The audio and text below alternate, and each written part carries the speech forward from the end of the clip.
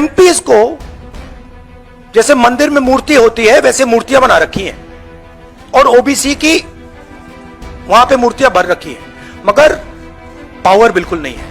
MPs को जैसे मंदिर में मूर्ति होती है वैसे मूर्तियां बना रखी हैं और ओबीसी की वहां पे मूर्तियां भर रखी हैं, मगर पावर बिल्कुल नहीं है। एक चीज मैं कहता हूं, वो नेता धर्म पर क्यों बोले प्रोफेसर साहब, वो नेता धर्म पर क्यों बोले जिनको धर्म के बेसिक्स की और धर्म से जुड़ी भावनाओं की समझ नहीं हो। राज भाई, क्या राहुल जी की अपब्रिंगिंग में धर्म का कोई लेना देना नहीं?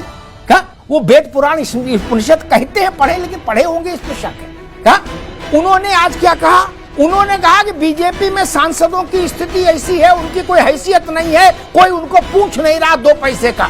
एक सांसद ने मुझसे कहा कि मेरी कोई हैसियत नहीं, बीजेपी सांसद ने कहा, तो उन्होंने तुलना किसी की? बोले जैसे मंदिरों में मूर्तियां होती हैं देवताओं, पावरलेस, यूजलेस। क्या लो भैया कर लो बात। 12 करोड़ आदमी बाबा विश्वनाथ के दर्शन मत्था टेक के गया साल भर में काशी में, और आपने बता दिया मूर्ति बेकार है। हे नाथ नारायण, क्या होगा? 7 करोड़ आदमी बांके बिहारी के पांव पूज के गया है 1 साल में। क्या कौन सी किताब पढ़े हो भैया? ये तो बता दो भाई, कौन सा इंटरनेट से क्या खोज के लाए हो? क्या बवाल है, क्या समस्या है? प्रोफेसर साहब, हिंदुस्तान में ये कौन कहने का दुस्साहस कर सकता है? इस देश ने मूर्तियों की रक्षा के लिए प्राण दे दिए। पता ही इतिहास आपको? ना समझ लोग।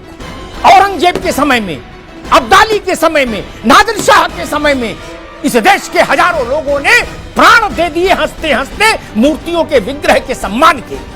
और प्रोफेसर साहब एक बात गांठ मान लीजिए, ज्ञान वापी में कुएं में बाबा विश्वनाथ का सेवक, आचार्य, पुजारी शिवलिंग लेकर कूद प्राण दे दिए थे, समुद्र कुएं में समा गया था शिवलिंग की सुरक्षा। आपने कह दिया कि जैसे मूर्तियां होती हैं वैसे भारतीय मोदी ने अपनी पार्टी में एमपीओ को बना दिया यूजलेस, पावरलेस। ये बोलने की क्या जरूरत है आपको? ऐसा क्यों बोलते हो? तिरुवयूर का मंदिर, उत्तर भारत छोड़ो, दक्षिण का उदय, पद्मनाभ का मंदिर, तिरुपति बालाजी, सब जगह मूर्तियां ही हैं मित्र। इस देश का प्राण बसा है मूर्तियों में। आक्रांताओं ने मूर्तियां खंडित की तो आज तक भारत के मन से वो घाव गए नहीं। आपने आक्रांताओं ने मूर्तियां तोड़ी थी, रामलला के मंदिर को ध्वस्त किया था, 550 साल युद्ध चला, संघर्ष चला और अंत में विजय हुई। यतस् धर्मो ततस् जयो। और अयोध्या में श्री रामलला का भव्य मंदिर बनकर तैयार हो गया। राजनेता ऐसा कैसे कोई बोल सकता है कि पावरलेस होती मूर्तियां? किसी मंगलवार को देश के किसी मोहल्ले में हनुमान जी के मंदिर चले जाइएगा राज बाबू, क्या 100-200 आदमी आरती करता मिलेगा। बनारस चले जाइए, चाहे संकट मोचन, चाहे दुर्गा कुंड, चाहे बाबा विश्वनाथ, आपको पता लग जाएगा मूर्तियों में क्या ताकत है। काशी महाराज से लेके और रिक्शे वाला तक सब लाइन में लगे होते। केदारनाथ, बद्रीनाथ, वैष्णो देवी, मेहंदीपुर बालाजी, सालासर, एक उदाहरण गिनाऊं, मैं 1000 उदाहरण दे सकता। राजनीतिक लड़ाई लड़िए, लेकिन ऐसे उदाहरण मत दीजिए। ये बोलने की क्या जरूरत थी कि मूर्ति बना दिया है, जैसे मंदिर में मूर्ति होती है, आइडल्स। कौन लिखता है भाषण, कौन देता है इसी सलाह?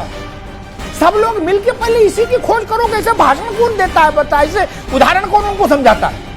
स्वामी प्रसाद मौर्य की तो समझ में आता है, चलो उनकी समझ कम हो सकती है मौर्य की।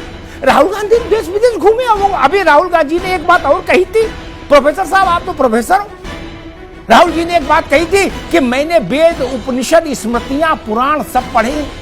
ओपी सिंह जी, सब पढ़ने के बाद अगर ये नतीजा निकला कि मूर्तियां बेकार हैं, तब तो बड़ा मुश्किल है भैया। और अंत में कहूंगा, वृंदावन में रहना है तो राधे राधे कहना है।